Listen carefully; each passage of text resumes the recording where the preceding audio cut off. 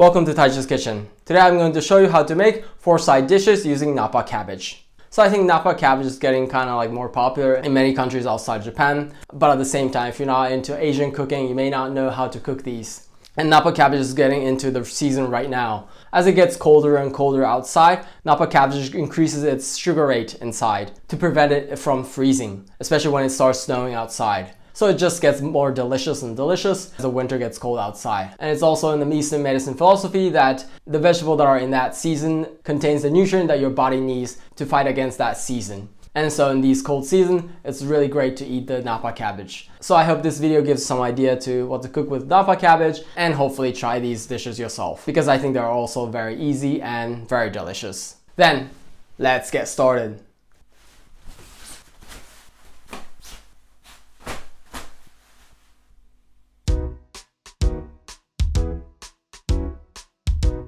Here are the ingredients for 4 side dishes using Napa Cabbage. So as you already know, this is Napa Cabbage. Nowadays I think you can get it pretty much anywhere in the world.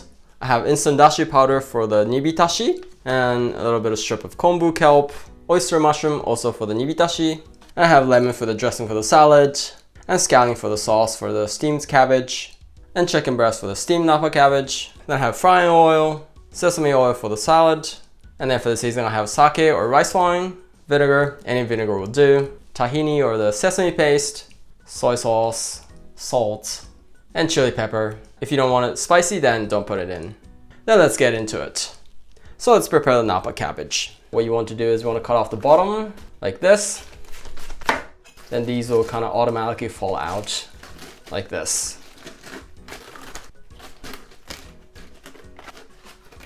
Then I'm going to wash these. So when you wash these Napa Cabbage, it's very important that you wash them after you separate them, because sometimes you have a little dirt on the bottom right here, so make sure you do that. So then today I'm going to use about 2 for the salad, and I'm going to use kind of more of the inside parts because they tend to be a little bit softer and sweeter. And I'm going to use 3 for steaming, and I'm going to use 4 for the Nibitashi, and also another 4 for the itame. And according to the dishes, I'm going to cut them a little bit differently. So for the salad, I'm going to cut the kind of the bottom part off. I'm going to separate the leaf and the stem because they tend to have a little bit different texture, just like that. And for the salad, I'm going to eat them raw. The fiber is running vertically, so I'm going to cut them in the opposite direction, like this, against the fiber. And just try to cut it as thin as possible, like this. And when you do it here, make sure you have a hand, so-called cat's paw, where you don't have your finger like this. Instead, you have a finger a little tucked in like this, and the knife is meeting the knuckle right here. So just like this. So just like that for the stem part. And for the leafy part, you don't have to cut them so thin. So I'm just gonna kind of roughly, a little bit wider like this. So just like that.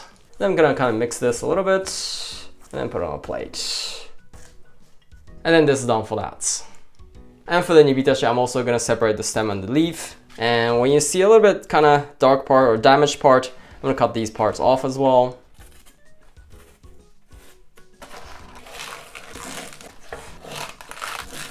And the reason for that is it takes longer time to cook the stem, and the leafy part gets cooked very easily. And then the stem part, I'm just gonna cut into kind of bite-sized pieces, just like that. And the leafy part as well, but much bigger because they shrink a lot when you cook them. So just like in half like this is fine. So that's done for that as well. So for the steamed cabbage, I'm just gonna cut them very roughly because I'm gonna steam them and it doesn't really matter. So just kind of like these pieces. So just like that. And for the fried cabbage, I'm going to cut them a bit unusual way. You don't have to do this, but this way the flavor gets soaked in much better and it gets cooked easier as well. So I'm going to show you that variation, but like I said, you don't have to do this. So like the other ones, I'm going to separate the leaf and the stem. So with the stem, I'm going to cut them a little bit diagonally. So instead of cutting like this, so it has a little bit more surface. So just like that. So it has more surface area, but also it looks kind of neat like this. So just like that. And for the leaf part, also just kind of bite-sized pieces. Just like this is fine. So just like that, Nappa cabbage is also cut up in a little bit different ways according to the dishes. So as the next thing, let's make the dressing for the salad. I already have a video of 3 different kinds of Japanese style dressing. If you're interested in that, you can check that out. Today I'm going to be lazy and do the easiest dressing, which is the ponzu dressing, which is just a simple mixture of lemon juice and the soy sauce. But for this recipe, of course, you can use any kind of dressing you may have. So for that amount, I'd probably just need half of this lemon.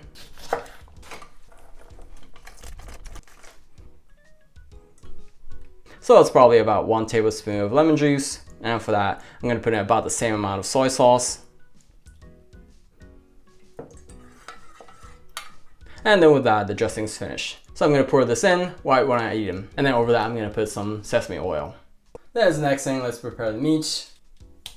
For this recipe, I'm going to cut them just kind of similar way I did for the fried cabbage. So just like this, kind of like that.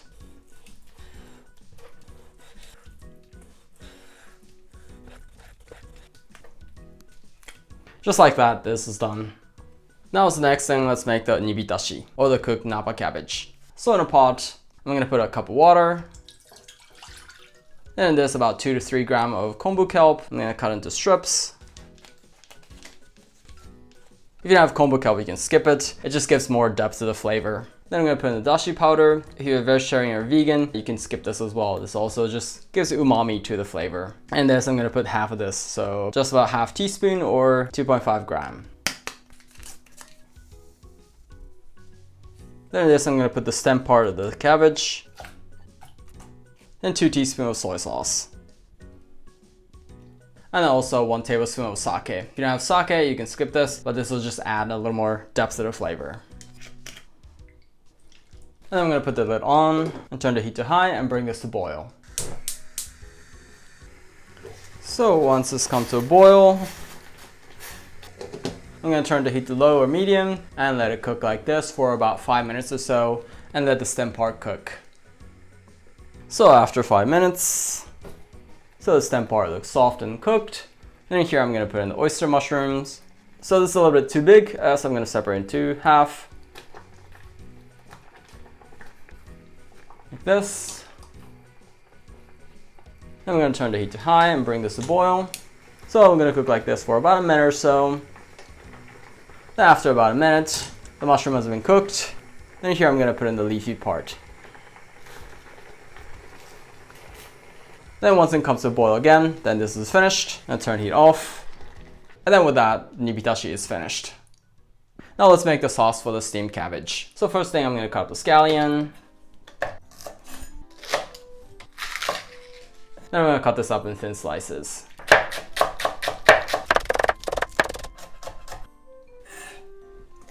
And here I'm going to put in 2 tablespoons of soy sauce, 1 tablespoon of vinegar. I have here rice wine vinegar, but you can substitute this white wine vinegar or apple vinegar. Then about 1 teaspoon of sugar. Then about 2 teaspoons of sesame paste or tahini. When you use tahini, make sure you mix them well.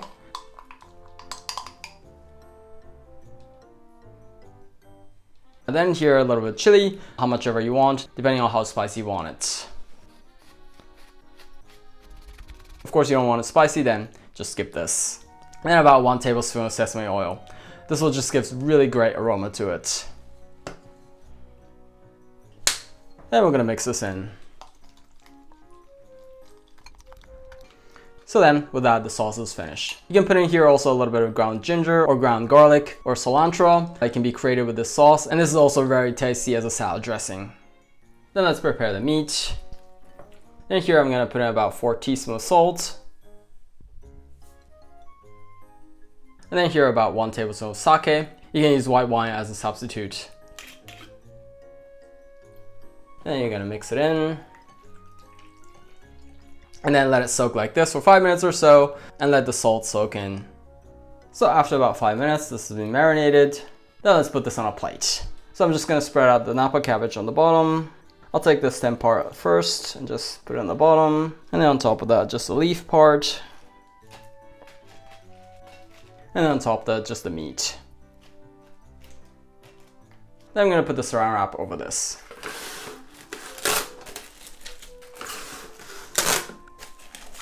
So as this has been wrapped like this, I'm gonna cook this in the microwave.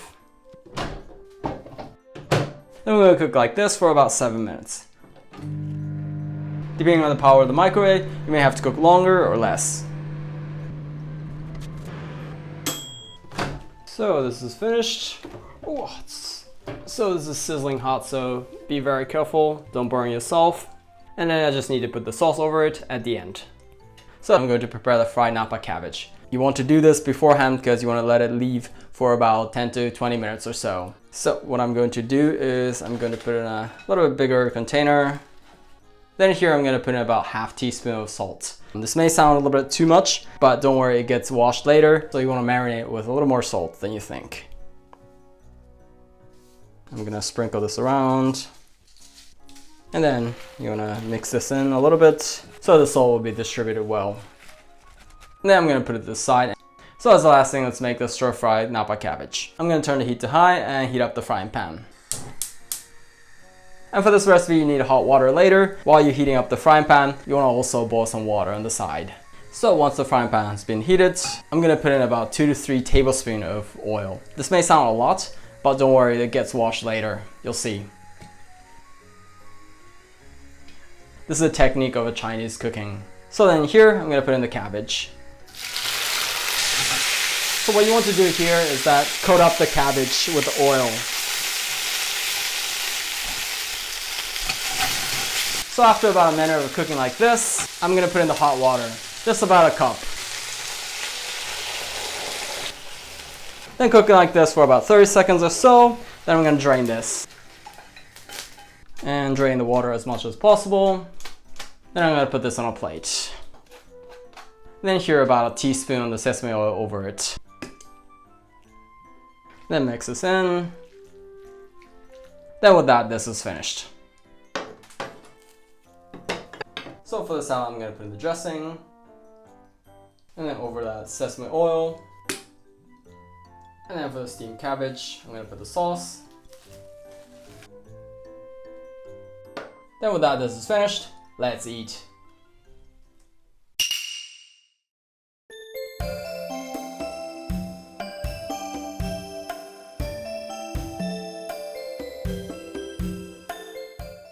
Oh, they all look so delicious. And let's eat. Itadakimasu. Let's start with the stir fry. Itadakimasu.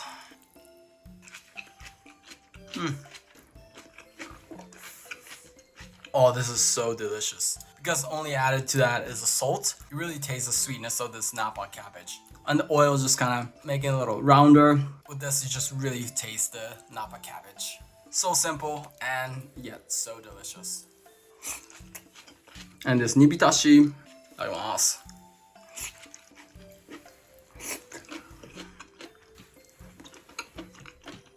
Also so delicious. This dashi stock is kind of giving another layer to the flavor of the Napa cabbage. So delicious. And this steamed chicken breast. Itadakimasu.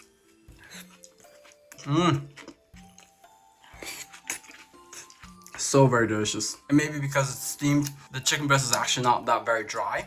And this sauce is just such a great match. And this Napa cabbage is kind of making it sweeter. Such a great combination. So perfect to go with rice. And let's have the salad. Itadakimasu.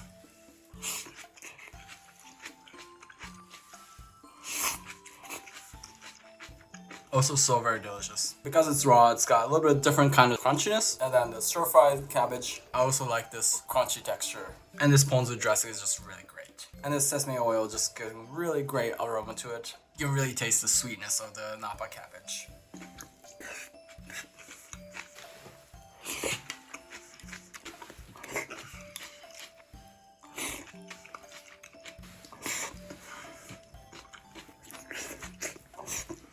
Oh, they were all so delicious. ごちそうさまでした. Oh, they're all so savory. So as you saw, making each of these dishes are very, very easy. And as you see, they're also very, very healthy. Napa cabbage is such a great vegetable. It's so versatile. You can use it in so many ways. So I hope this video made you some new ideas for your cooking and maybe give it a try yourself. If you enjoyed this video, I'd love it if you could hit the like button for me.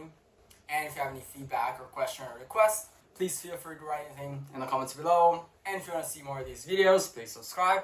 Otherwise, I look forward to see you in the next video. Bye.